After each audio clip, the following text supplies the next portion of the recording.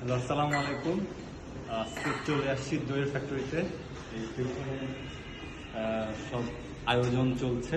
এইখানে দই সংগ্রহ রাখা আছে।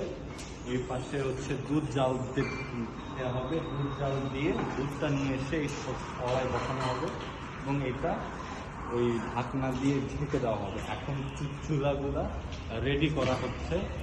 এইভাবে রেডি করে এই চারপাশ দিয়ে দইয়ের সরাগুলো বসানো হয়।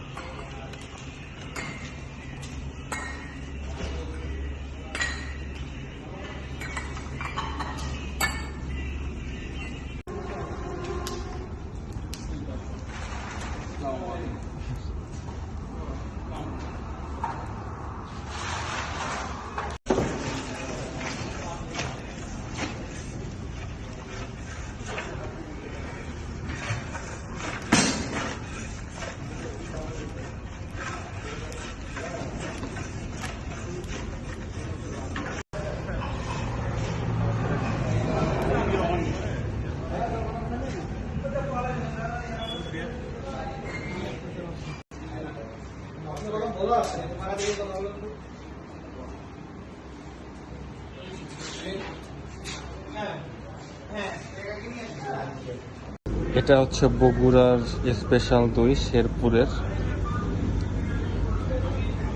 দইটা দেখতে অনেক লোভনীয়, সুস্বাদু।